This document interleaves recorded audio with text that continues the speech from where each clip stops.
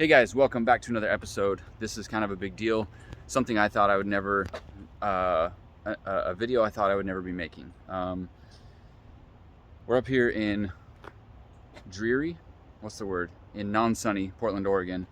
And we came up here with a truck and trailer to grab something that I'm very, very excited about. This is for Despair Garage, and it'll expand our ability to serve our customers and our own projects and move things forward, like with our skill sets and abilities, especially something that I've been wanting to do for a long time personally. It is, just kidding, that's not it. We are taking home a Mustang dyno, two-wheel drive dyno.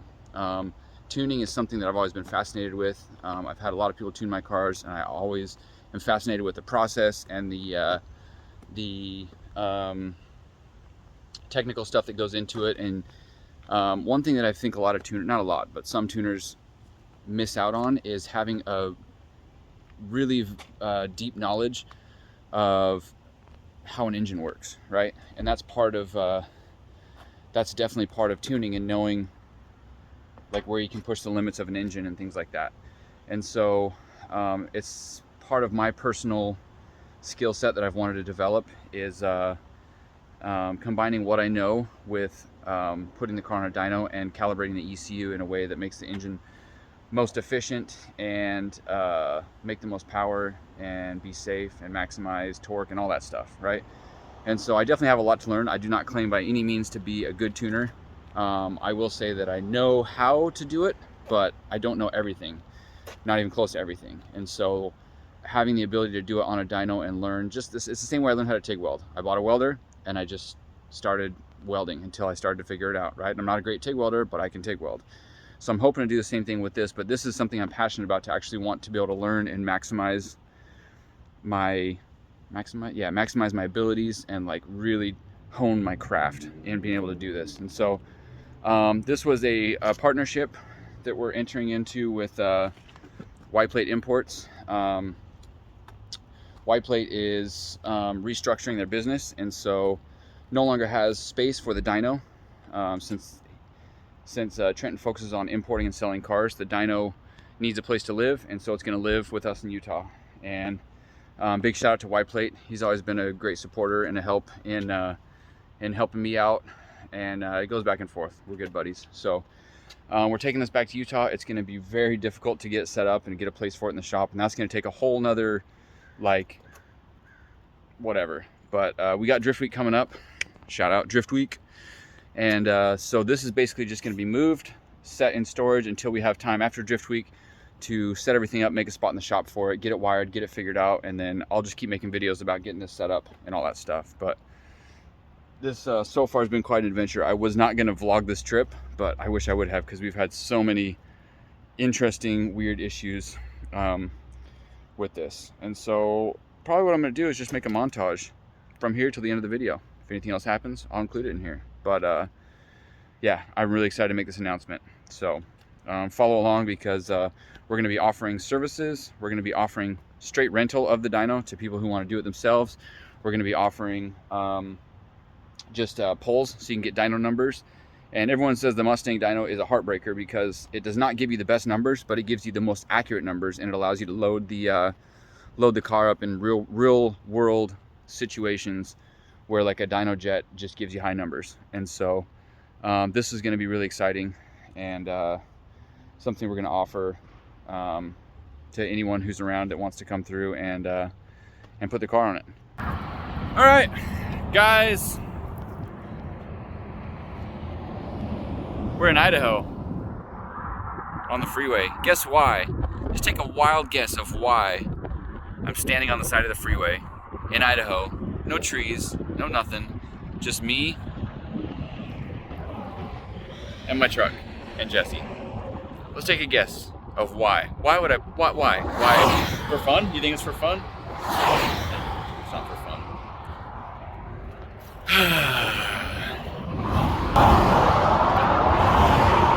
So normally, like, that amount of oil wouldn't be a big deal for this truck, because it's tired, it's old, it's got some blow by.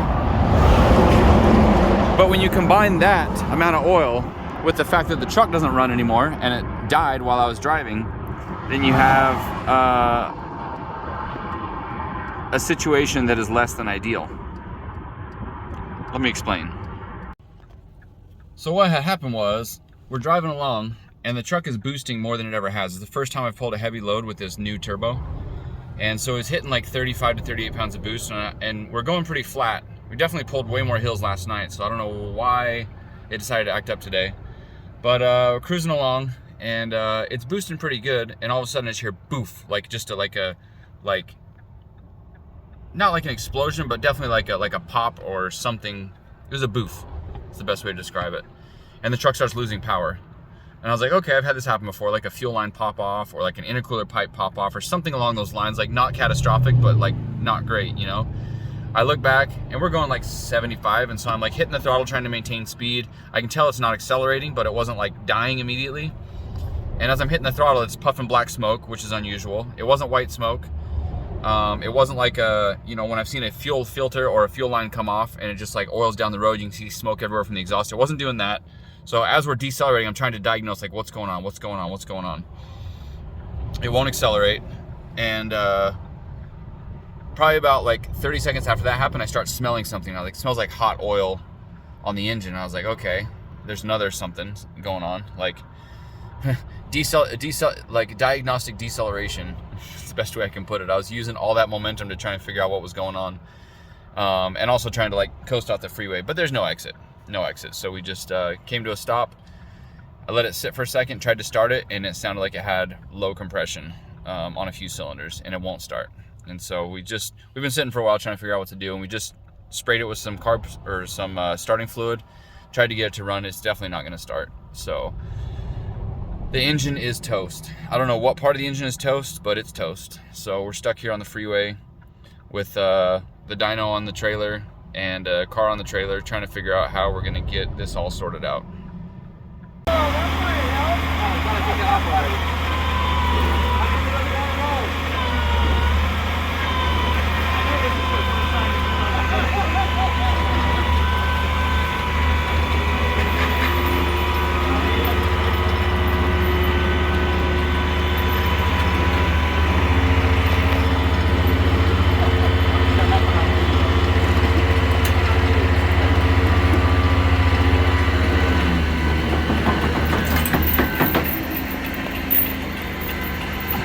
You're fine.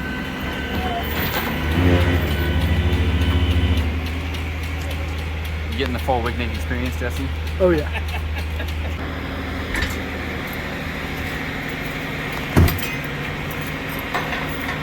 Why? Nothing but problems.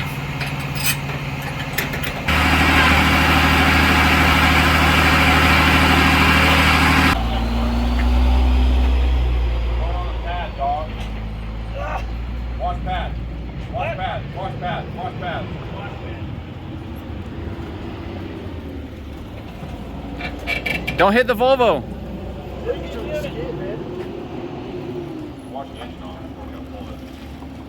It's clean. You just washed it the other day.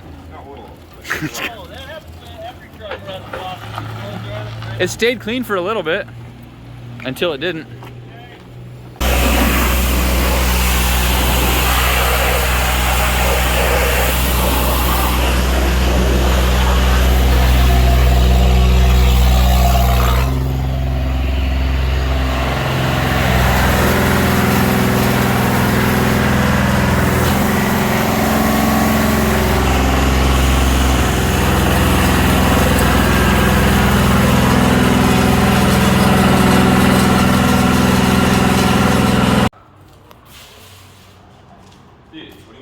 What'd you do? 2-piece, quick release crankshaft.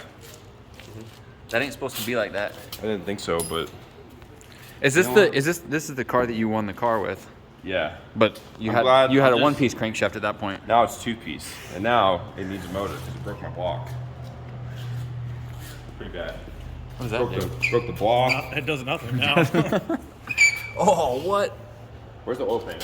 Yeah, that's typical Ford shit though, you know. What you're gonna want to do is take the JZ out of that car you won. And then I have a 2-piece crankshaft and a 3-piece oil pump. Luckily those are like $12 now. Oh yeah, everything on that motor's $12. Dude. $12 block. All right, guys, so here's the current situation. We got towed to the shop, and what we know for sure, here's the facts. Here's the facts, all right? We got no fuel pressure out of the injection pump. This will be the second pump on this motor. We had another one fail on the last time we were in Texas, and we had to buy an injection pump on the side of the road in Texas. Got that put on. It's a lifetime warranty pump from O'Reilly, and so of course, as soon as we found out that we had no pressure coming out of the pump, we called O'Reilly and they said, yeah, it's in Texas. So we can't get it until like Tuesday. That's a week from today, week from tomorrow. So it's like, that's not gonna work because we gotta be on drift week then.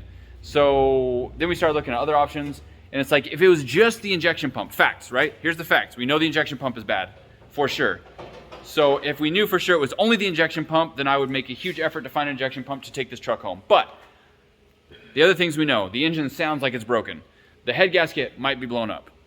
There's oil all over the engine bay that wasn't there before this happened, and the injection pump didn't hemorrhage itself all over the engine bay. So we have multiple problems. We don't know exactly what they are, but there's more than one problem. Might be a bad engine and a bad injection pump. So going through all the hassle to replace the injection pump to then possibly have a bad engine, not worth it to me, not worth it. So what we're gonna do is we're gonna pull the injection pump so we can start getting it warrantied. Russell found an engine for sale, a 24 valve. So now we're thinking about doing a 24 valve P-pump conversion on this truck. Anyways, it's turned into this big thing. It's not gonna happen before drift week. I gotta get home, get the chaser prepped so we can leave on the trip. So we're gonna leave this truck behind. Hold on, I got the best thing. You guys gotta talk, right?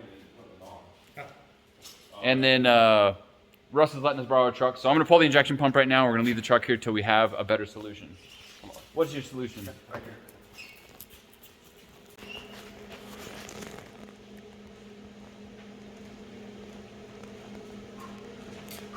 What's that gonna do?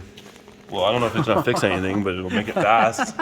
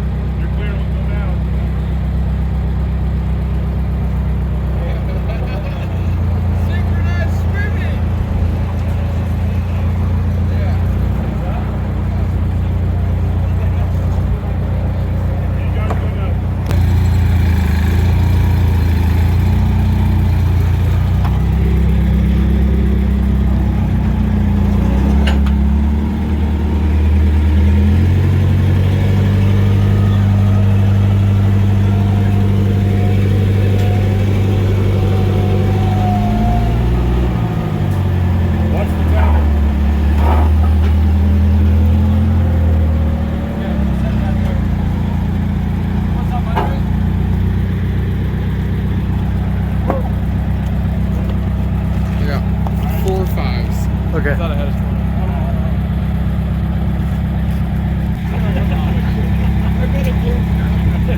I would have too.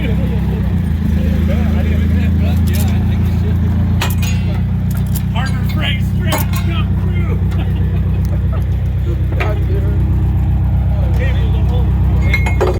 Oh man, moving that dyno was a challenge. Shout out to these guys. Shout out to our neighbor with the forklift. Oh, neighbor, it's Morgan Pigman. Yeah, they're our neighbors. And His name is Mr. Fork. it was wild. It was definitely a challenge getting it moved in there. But after Drift Week, we'll come back. We'll get that all set up, and I'll start making videos about that, I guess. But that'll be a new life challenge. But thanks for watching this video, guys. We'll see you next episode. Is going to be Drift Week, episode 1. Let's go. Bye.